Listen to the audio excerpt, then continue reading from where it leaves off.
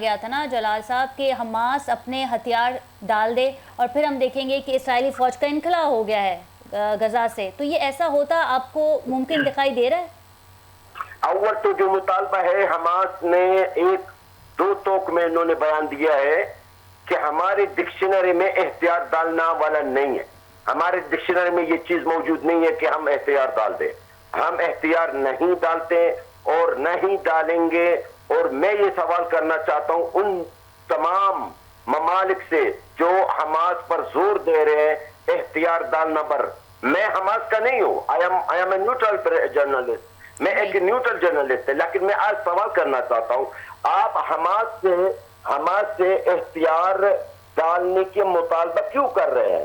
Hamas اپنے ملک میں کے دفاع کر رہے ہیں، اپنے ملک کی آزادی کے لیے لڑ رہے ہیں، مسجد الاقصی قبلہ اول کی آزادی کے لیے کر رہے ہیں.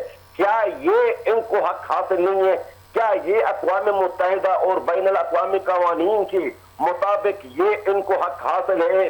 آج اگر حماس کے ہاتھ میں اختیار غلط ہے تو اس کا مطلب پاکستان نے جب انگریزوں کے خلاف جنگی کی ہے پاکستان بھی غلط ہے، انڈیا نے جب کیا انڈیا بھی غلط ہے، جب الجزائر نے فرانس کے خلاف کیا ہے تب الجزائر بھی غلط ہے، جب لیبیا کی قوم نے اٹلی کے خلاف کیا ہے تب بھی غلط ہے. لیکن اطلاعات تو کچھ ایسی بھی ہیں کہ کچھ عرب ممالک چاہتے ہی یہی ہیں کہ حماس ہتھیار ڈال دے، یہ اس کی تنظیم ختم ہو جائے.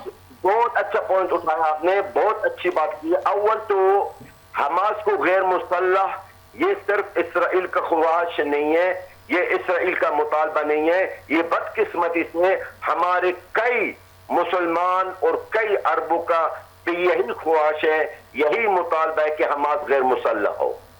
یعنی حماس کو اگر میں آج آپ کو خلق کے کلی الفاظوں میں بتا دوں، حماس کو ختم کرنے کا جو بات چل رہی ہے وہ صرف اسرائیل کی طرف سے نہیں ہے. بدقسمتی سے بہت سے طاقتیں ہیں دنیا میں جن میں ہمارے عرب اور مسلمان